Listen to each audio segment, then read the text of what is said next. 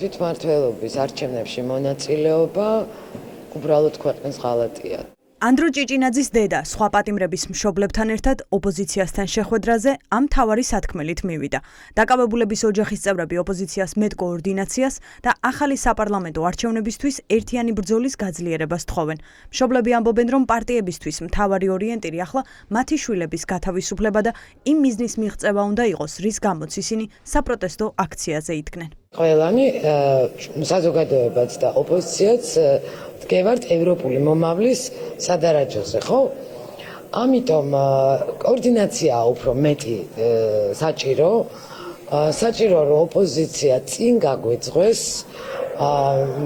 და ვიბრძოლოთ ერთად და არა რაღაც დაგსაქსულად. აქ აღარ არის უკვე იქ ვინ არის, ვინ არ არის. თავარია რომ აი ამ ერთობლივი ძალისხმევით გადავაგოროთ ეს ტირანია. თვითმმართველობის არჩევნებზე დღესვე თქვა, ნუ არის ერთი და მეორე რაღაცნაირად გაერთიანდნენ ერთი სიტყვის გარშემო, თუნდაც რასაც სამშობლო ქვია და აკეთონ საქმე, აკეთონ ქუჩაში, აკეთონ პოლიტიკაში. ამ შეხვედრის სურვილი დაკავებულების ოჯახებმა თავად გამოთქვეს. დედები მედიას ეუბნებიან, რომ მათზე ხელისუფლების წნეხი ძლიერდება.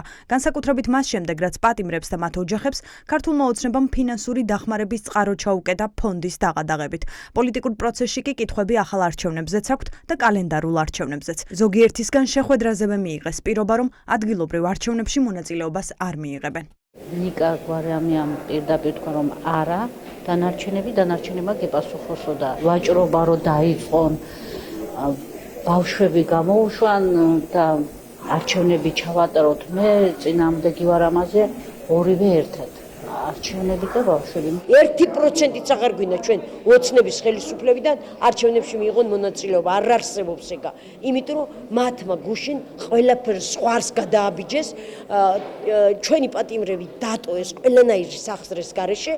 ადგილობრივ არჩევნებზე საუბარი პოლიტიკური პარტიების ნაწილისთვის ნაადრევია. ლელოს და გახარიას გუნდს მიაჩნიათ, რომ ეს პროცესი პოლიტიკურადაც არამომგებიანია, რადგან ის მთავარ მოთხოვნას ყურადღების მიღმა ტოვებს. განიხილება ვერსიაც, რომ ახალი არჩევნები ადგილობრივთან ერთად ჩატარდეს.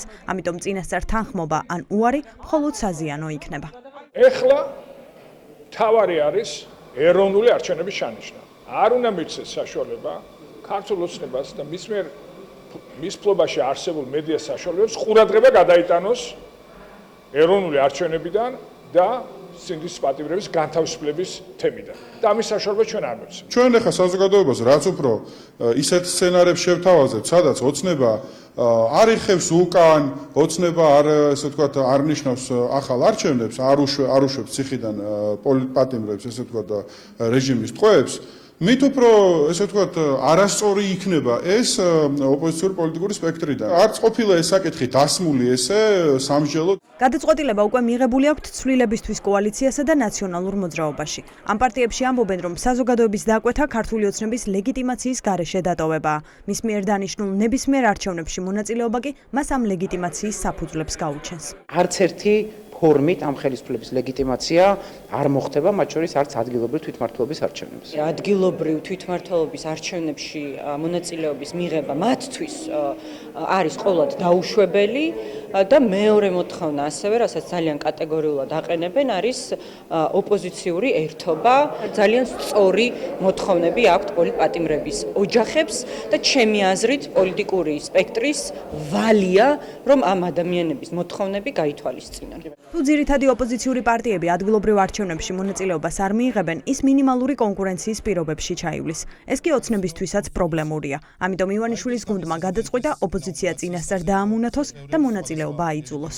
როდესაც შენი რეიტინგი არის ნულოვანი და ნულს ქვემოთ დაშვებული, ცხადია რომ ნებისმიერ არჩევნებს, ნებისმიერ კენჭისყრას, იქ სადაც შესაძლებელია გაიზომოს რეიტინგი, თავს არიდებ.